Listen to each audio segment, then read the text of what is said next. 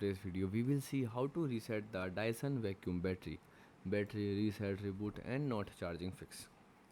So the fix one, check the charger and power cable, the power outlet.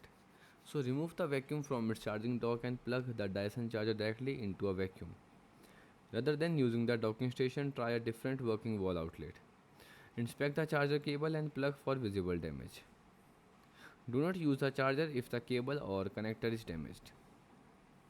Fix 2, perform a Dyson battery reset.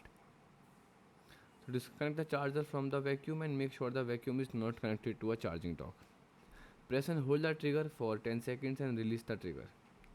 Now reconnect the charger and allow the battery to charge fully. Now remove the charger and test the vacuum again. Fix 3, check the battery indicator light. So when charging compatible Dyson cordless models, the blue battery LED should flash while the battery is charging. When fully charged, the LED may illuminate briefly and then turn off. So some models also display 100% on the screen. Next is flashing blue. It means battery is charging. Blue light briefly illuminate then turn off. Battery may be fully charged.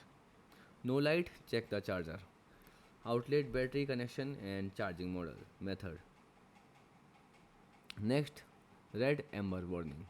The meaning depends on the Dyson model and should be checked against its specific support guide. The fix 4, charge the battery directly. So remove the vacuum from the dock and connect the charger directly to the machine. Now check whether the battery LED illuminate and leave the machine charging for the required time.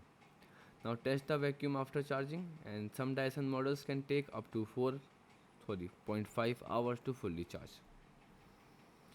Fix 5, check for overheating or blockage. Turn the vacuum off and allow it to cool completely, and check the vent and cleaner head for blockage. Now check and clean the filter according to your model instructions. Reassemble everything correctly and charge the vacuum and test it again. Now fix 6, recalibrate the battery runtime display. If the vacuum shows an inaccurate remaining runtime, Dyson recommends allowing the battery monitoring system to recalibrate. Fully charge the vacuum and use it until the battery runs out. Now fully charge it again and repeat the process as recommended for your model.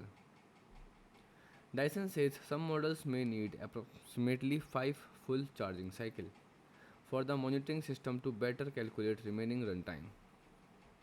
Goodbye, thanks for watching.